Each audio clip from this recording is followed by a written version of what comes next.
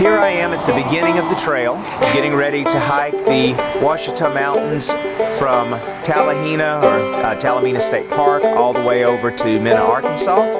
And we're heading up the highway to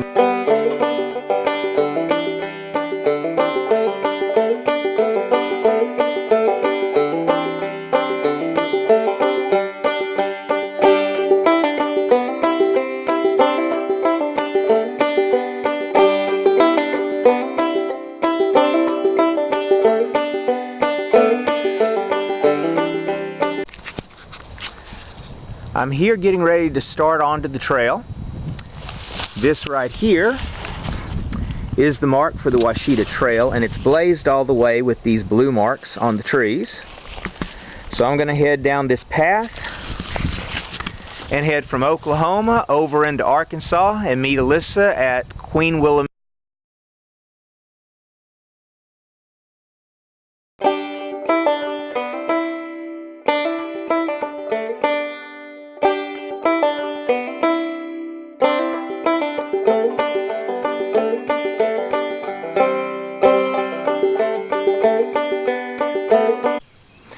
Well, one thing as advertised, this trail is extremely rocky. Take a look. This is what most of this stretch that I started on has been like. Pretty rough on the feet and on the knees, but hopefully they'll hold up all the way.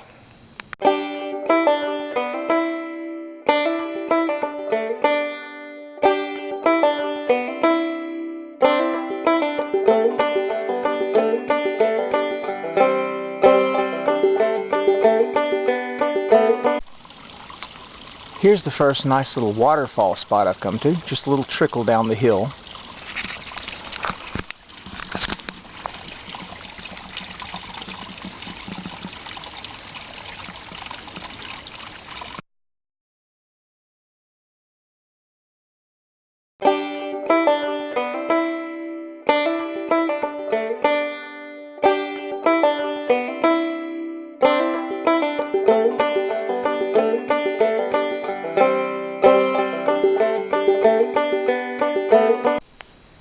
I'm at the aptly named Rock Garden Shelter. They have a number of these shelters built along the trail, and this is the first one I've come across.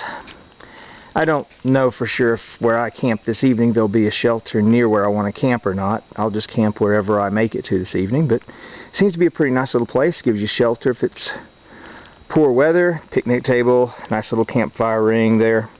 So these seem to be really nice shelters they've built along this trail.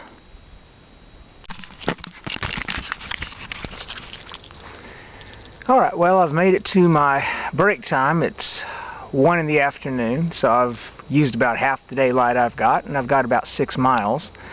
Getting to take my little lunch break. I'm having hardtack and beef jerky. That'll be what I'm eating on the trail. So I'll get a little bit of a break and then get back to it.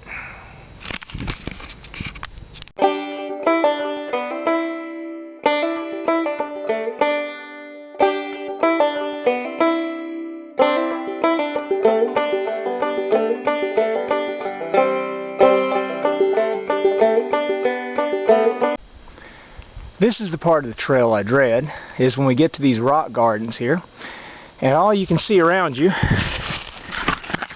is rocks, and it being autumn, with the leaves, they cover often any trace of the trail, and sometimes you have to look around for quite a while before you find the next blue blaze, or even go up several little false trails until you find it.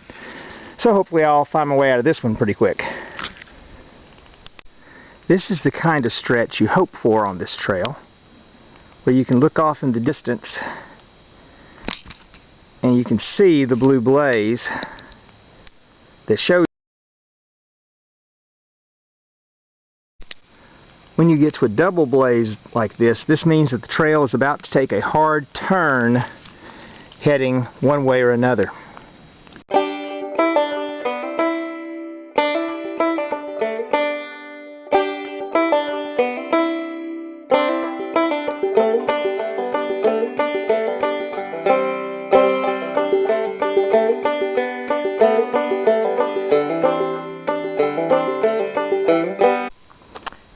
found my first sign of what might be a bear. This doesn't look like deer scat, so I'm guessing this might be bear droppings. At any rate, we'll see if we see what left it here.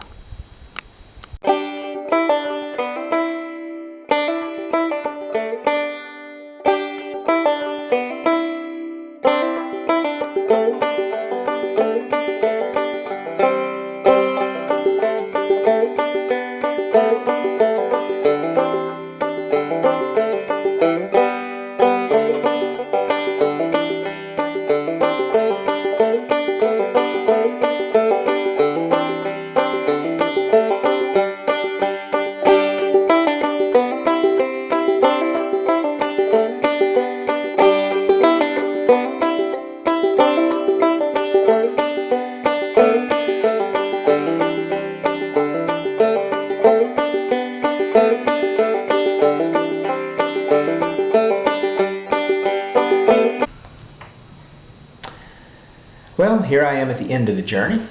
First day was great, had good weather. It was tough. Those rocks really took a lot out of me. By the end of the first day, I wasn't making the pace I needed to make it to Queen Wilhelmina but in time to meet my wife. So I went ahead and hiked up to the highway so I could follow the highway after dark, because there was no way you could follow the trail through the woods while it was still dark. So I did hike up to the highway. Made it all the way to Winding Stair Campground at the end of that day. My knees were completely shot. My feet were pretty sore. But I had a good night's rest. My knees actually were fine the next day, surprisingly.